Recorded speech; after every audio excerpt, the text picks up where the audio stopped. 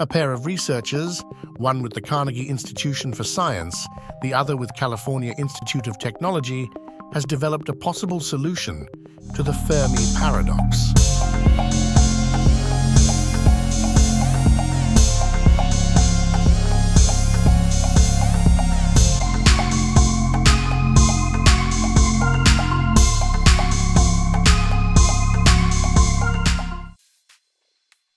In their paper published in Journal of the Royal Society Interface, Michael Wong and Stuart Bartlett suggest that the reason that no aliens from other planets have visited us is because of superlinear scaling, which, they contend, leads to a singularity. Several years ago, physicist Enrico Fermi asked a colleague why aliens from outer space have not visited Earth. The two noted that due to the huge size of the universe, it seemed unlikely that Earth alone would harbor intelligent life. So Fermi famously asked, "Where are they?" In this new effort, the research pair have attempted to solve that riddle. They began by studying how human civilizations rose and fell throughout history. Next, they studied the history of large cities, and there too they noticed that most grew to a certain point and then collapsed. They developed a hypothesis that suggested such rising and falling by alien space civilizations would lead to one of two scenarios. In the first, the civilization would come to realize they were growing too large and would cease traveling to or colonizing other worlds.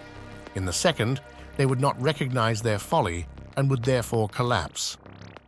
From our perspective, both scenarios would have the same outcome.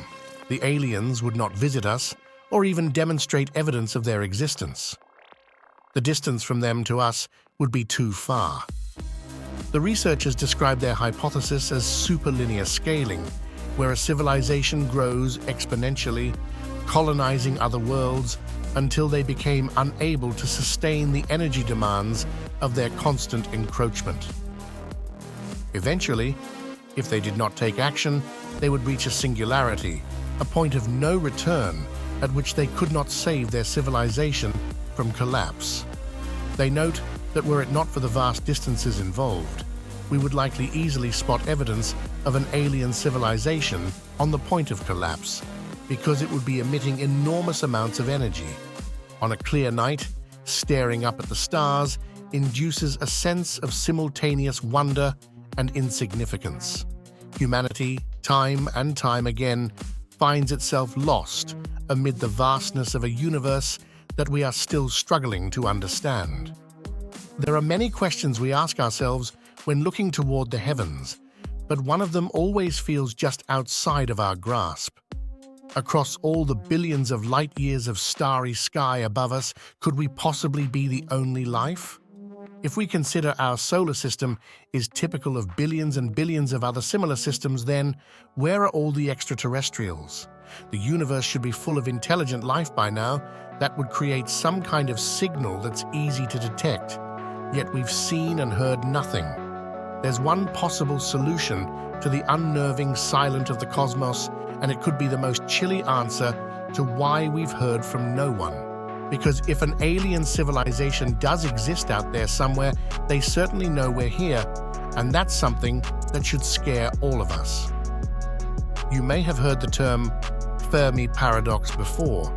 In its simplest form, the term asks the question, if intelligent life is common in the universe, then where is everybody? You might be thinking that the physicist Fermi wrote papers on the subject and that his life work was based around finding aliens, but this couldn't be further from the truth. Fermi was a physicist who created the world's first prototype nuclear reactor. He never really wrote much about extraterrestrials. Fermi was chatting with colleagues at a lunch in Los Alamos about a cartoon showing aliens emerging from a flying saucer carrying trash cans stolen from New York City. That's when Fermi asked, "Where is everybody?" Everyone understood he was referring to the fact that there wasn't any solid evidence of alien visits to our big blue planet. The conversation then turned to the topic of interstellar travel, where Fermi concluded interstellar flight might not be possible, might not be worth the effort, or a technological civilization doesn't last long enough to invent interstellar travel. Keep in mind that Fermi was studying this in 1950, when rockets hadn't yet reached Earth's orbit, the so-called Fermi Paradox, which questions the existence of extraterrestrial civilizations, actually misrepresents Fermi's views. Fermi didn't question the possibility of alien civilizations, only their ability to have interstellar travel. So what is the Fermi Paradox, if Fermi didn't create it? After that, another famous physicist named Frank Tipler came along in 1980 and elaborated on Hart's assessment and asked the big question: where would a civilization get the resources needed to colonize 1 billion stars? He came up with an interesting idea where a civilization could build an artificially intelligent machine comparable to the current human level that could replicate itself.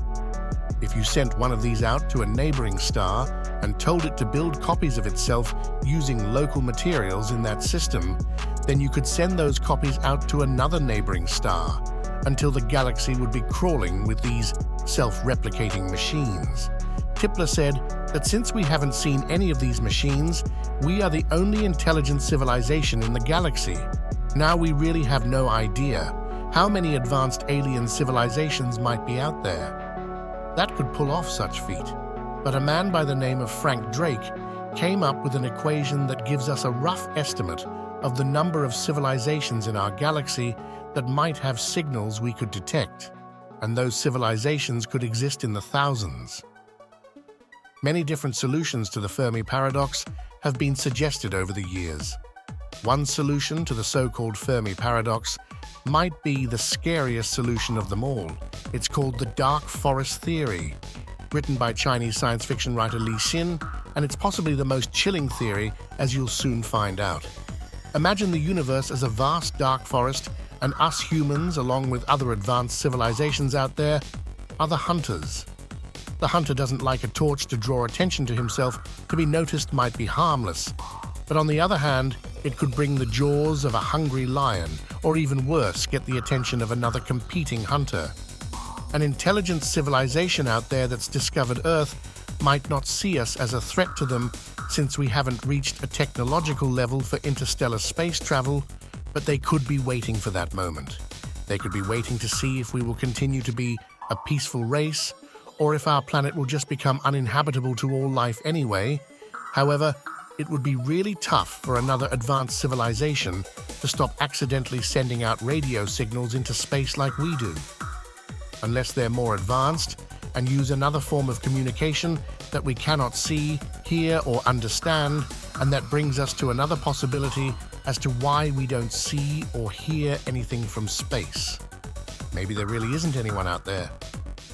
That's pretty hard to believe, since there are as many as 40 billion Earth-sized planets in habitable zones.